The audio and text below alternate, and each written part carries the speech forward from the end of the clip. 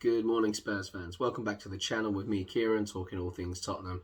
Today we're going to talk through the pre-game info of Tottenham versus Crystal Palace, which is playing today, 7:15 at home. We're just going to go through team news of both teams, head-to-heads, the press conferences with Jose, Hugo, and there's also a little bit at the end I want to talk about with the I.F.A.B meeting, which will introduce rule changes that will affect us all from next season. And just remember, guys, if you haven't already, please subscribe to the channel. Hit this video with a like to show you support, which will be much appreciated. And if you really want, turn on the notifications, and that will allow you to be notified when the next video goes live. So let's jump into the video. Here we go. Now, I'm sure we're all hoping that we've turned things around in the Premier League. We've had 2 wins and 2 clean sheets. Today I'll make it a 3rd win, 3rd clean sheet, another 3 points, climbing our way back up towards that top 4.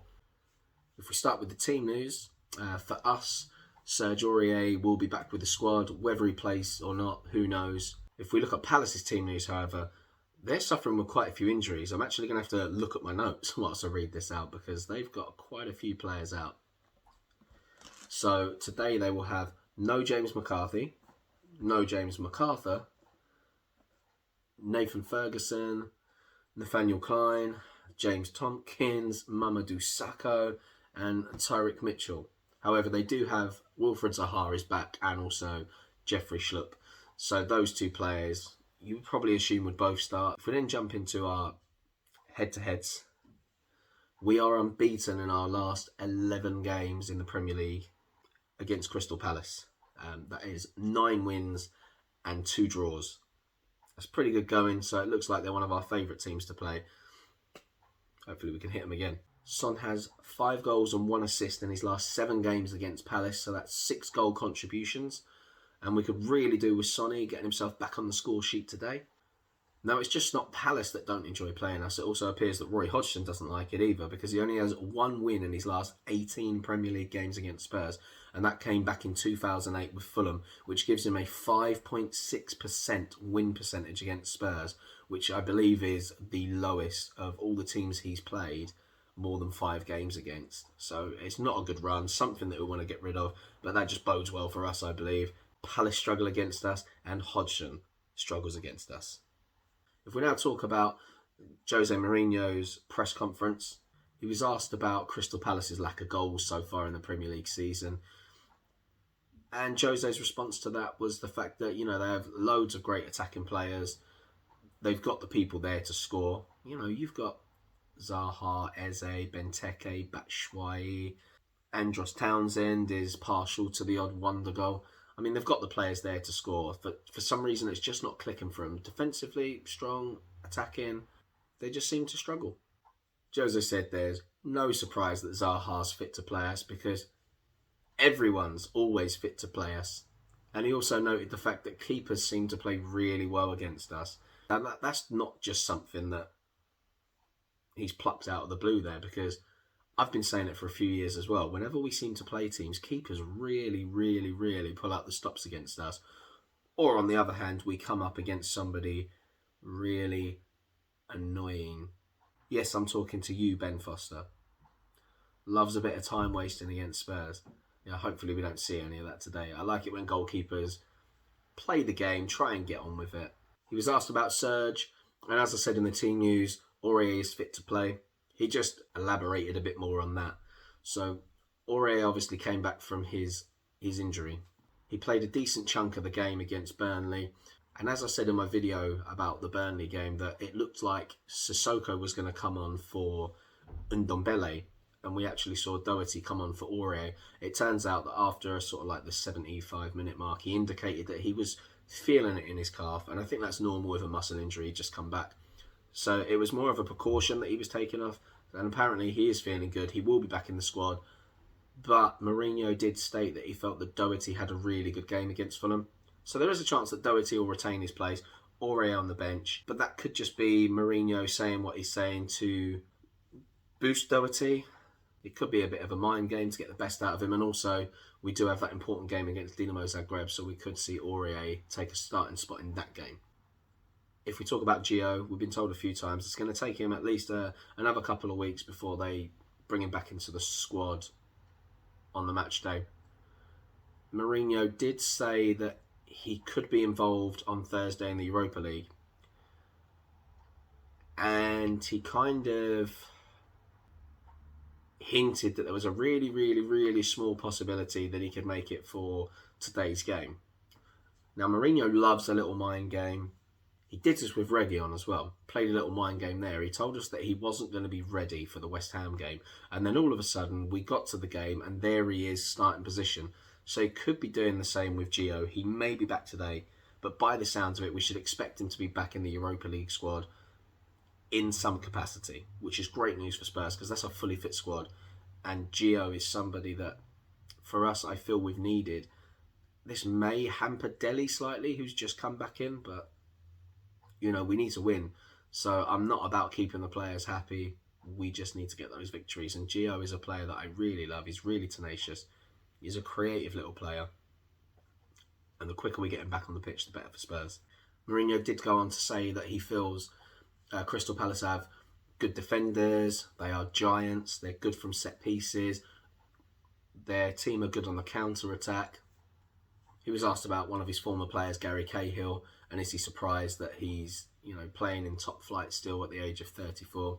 He said, no, not really. He's a good player, a good professional, looks after his body, that he's had a good career and played for some really good clubs.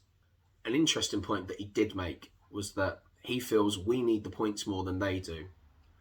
Now, Palace fans won't agree to that statement, but there is a bit of method in the madness. It's the case that over the last few years, it's expected that Tottenham finish in the top six at least. You know, we've put that pressure on ourselves.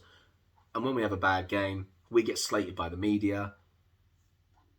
Even with a 1-0 win against Fulham, we still got a bit slated. Like, there was people saying that it's not good enough. You know, if you take away the points, Fulham are a good team. They've just been a bit unlucky in terms of goal scoring. A bit like, you know, Palace, they're always relatively safe, but they do struggle in front of goal. And I suppose he's kind of right in the sense that Crystal Palace aren't a team that push to be in the top six. I'm sure they have ambitions to break into the top six, but the fact is they're a team that you expect to finish around mid-table every season. They're always going to survive. And Mourinho's point was that they're going to survive regardless of them winning or losing this game. They're going to be safe. They're that team. So there isn't as much pressure on them to succeed. You know, their fans don't really get on their backs if they lose the odd game here and there. The media certainly don't get on their backs. So from that sense, you can see why I said that for us, the points are more important. In Hugo's interview, he talked about Dele coming back into the squad. And he essentially said Dele's playing well. And once the January transfer window had shut, he really switched on, started getting himself into gear to help the team. He also was talking about Gareth Bale, you know, how the two of them are back in form, helping the squad, good things. You know, you expect to hear that from the club captain. He also said that he still believes that we can finish high in the table, and I agree with that. I think he's absolutely right. We just need to string a run of games together where we collect a decent amount of points, pile the pressure on the boys above us, because no doubt some of them are going to lose points over the coming weeks, and this is a really, really crucial time in the season for us to do that. He was also asked a question that is becoming a recurring question for Spurs players, which is why we seem to drop off in games. Now, Harry Kane has come out and defended Mourinho on this, saying it's not a Mourinho thing. He doesn't ask us to sit back. Mourinho has said that he doesn't ask the players to sit back. We've now got Hugo Lloris backing that up as well. So, in the media, pundits, fans, please stop blaming Jose for these tactics. He's not telling the players to sit back. From what Lloris said, it was when the press isn't working for us, the players naturally sit back a bit to offer protection so we're not completely overrun by the opposing team.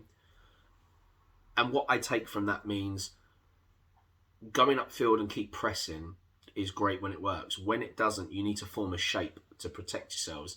And I believe that's what the players are doing. And if you watch the Spurs games, you get the two options. Obviously, one, it's got the sound that they add in of the crowds, and you can watch it without. Now, if you watch it without, you will hear Jose telling the players to press. So it's not him. He is asking the players to do it even in the games. And that's not going to be for the cameras. You know, what kind of an idiot would stand there going, press, press, press, press, press, and then in the changing room, turn around and say to the players, ignore what I'm saying at the side of the pitch. It's all for show so they don't blame me for these negative tactics. Look, at some point, we've got to realise it is the players. Jose's doing the job he's asked to do. So get off his back, let him get on with it, and let's start winning some games. So that's the press conference is done and the team news. If we talk about predicted lineups, we expect Hugo to retain his place in goal. If we look at the defence, I do fully expect that we will see Reguilon come in for Davies. By the sounds of Jose's press conference, it could be either Aurier or Doherty that plays on the right-hand side. Now, if Reguilon plays on one side, I don't think I'm overly fussed as to which fullback plays on the right-hand side, because if Reguilon's going to get forward, that means the other one is going to be further back for a decent chunk of the game anyway, and vice versa. Like if the right back goes forward, Reguilon's got the pace to get back anyway, so it balances the side out a little bit more than what we saw against the Fulham game, because Doherty and Davies obviously are our two slower fullbacks, and I think both of them in a game is not something that we want to see. But if it's one or the other, partnered with one of their quicker fullbacks, I don't see it as too much of a problem. There could be a change at centre-back, because as we've noticed, Toby doesn't tend to play 3 games in a row. I don't think it's a good time to take Sanchez out the squad. I don't think he needs a rest. Jose shouldn't say he needs a rest. Look, he's young enough and fit enough to be able to get through all these games. If Højbjerg can play pretty much every single game in the Premier League and even contribute in the Europa League games, there's no reason why a young Sanchez can't do it. The kid's in good form. He needs to stay in the squad. I do want him to stay next to Toby, but if Toby needs a rest, by all means, give him a rest. Does that mean we bring Dyer into the frame? I don't know. Comment below, let me know who you think should partner Sanchez. My personal opinion is, if Toby comes out, it has to be Dyer, just because he's a bit older, he's slightly more experienced. You know, Rodon's feeling his way, and Tanganga doesn't seem to be getting a shout at centre-back at the moment. Jose has said he feels he's a right-back. I think that's a bit premature. He could be either, really. There's no need to switch him to a right-back at this stage. Moving into midfield, I fully expect that Højbjerg will play. He's played every single Premier League game so far this season. He's done a sterling job for us. So that one you expect to continue. I do expect Tanguy to be next to him. If not, Tanguy may be a bit further forward, and then Sissoko will sit in there. But I genuinely feel it's the case. It'll be the Højbjerg-Tanguy combination again. Now, the next bank is probably the one that's most likely to change. We see it quite often. So, will it be Dele? Will it be Mora? Will it be Lamela? I'm really not too sure with what he's going to go with. But it will be one of those 3 nonetheless. On the left, we know Son's going to play. I don't think he's going to rest him.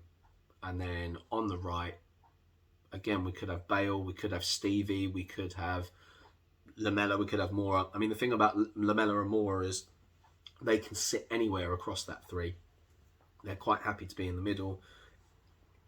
I mean, Sonny's going to be on the left, but they can both definitely play on the right. So who he plays there today, I don't know. It's really a mystery, and I think as Spurs fans, it's just become really hard for us to guess as to who's going to play there. And then obviously up top, he's going to stick with Harry Kane. But something I would like to see, if we do take control of the game and we've got a comfortable lead, rather than making defensive changes, and by that I don't mean changes in our defensive line, I mean taking off attacking players to put a more defensive player on. Like, I wouldn't want to see an attacking midfielder come off and then Sissoko come on to try and shore things up. Because as we saw against Fulham, that was counterproductive until he put Lamela on to balance the squad back out, because it invites pressure on. I think if you're going to do that, take off Harry Kane, give the guy a rest, put Vinicius on. There's no need to keep Harry on for 90 minutes. He said that Vinicius will be used in the Premier League, and this would be a perfect opportunity for him to rack up some minutes. And I'm not talking take Harry off at 80 minutes. If we are controlling the game at 65 minutes, take Harry off, protect the guy. Take Sonny off, bring on Bergwijn, allow him to get some minutes, because he hasn't had any recently. I mean, I'd say take Højbjerg off and replace him with Sissoko, but I don't ever want to see Højbjerg off the pitch. Like, the guy really, really balances us and settles us in that area. So take Tanguy off, protect him for the Europa League game, because it's an important game. We want to get that first leg win, and that's what we should do. Just protect the players once we've got a decent lead. We've got the squad. There is the depth. They're a talented group of players. Use them. Rotate them. Maybe even give Winks some minutes. Take Tanguy off, put Winks on. Give him some minutes. Now, the last thing I want to talk about before we wrap this video up is the meeting that I said was going to take place with I.F.A.B, and that is the International Football Association Board. So these are the guys that meet once a season and they talk about possible rule changes and implementations, interpretations and whatnot. Two of the things that I told you would be on the agenda was the handball rule and the offside rule. So it has been confirmed that the handball rule will change from next season. And that has come down to the fact that the interpretation of the rule hasn't been consistent amongst referees. The interpretation of the rule has left players, managers, pundits, fans, even the referees, it seems like it's left everybody a bit confused, because there's a grey area where there's interpretation. That means it's open to personal opinion of the referees on the pitch. So it has been changed, and from next season it reads like this: accidental handball leading to a goal scoring chance or a goal for a teammate will no longer be penalised. So the goal that Fulham scored against us from next season would stand. Now, to me, that seems like a fairer rule. There's less chance for poor interpretations. Does that then mean that if there's an accidental handball that leads to a goal, not for a teammate but for yourself, will that be disallowed? So by that I mean, for an example, Harry Kane has a ball smacked at him 3 yards out from goal, straight at his arm, goes in the back of the net. Is that then disallowed? That's the parts that they need to make clearer. The other possible rule change that they're looking at is something that was proposed by Arsene Wenger, which is to do with the offside. And what he has proposed is that a player should be considered onside if any part of their body that can legally score a goal is level with the second last defender. Now, let me know below what you think about that rule. In my personal opinion, I would like to see that rule change. I'm sick and tired of this awful offside rule where you can point where you want the ball. You tell a teammate, I want it there. And this much of your arm pointing leaves you offside. And that's absolutely ridiculous. You can't score with this. You gain no advantage with this. How does this get you any closer to the goal? It doesn't. If your shoulders, if your feet, if your knees, your hips, your torso are in line with the defender, you can't get any closer to goal. A point is not going to gain you any kind of momentum. So it's absolutely ridiculous. Even a toe cannot gain you the momentum. So I have size 7 feet.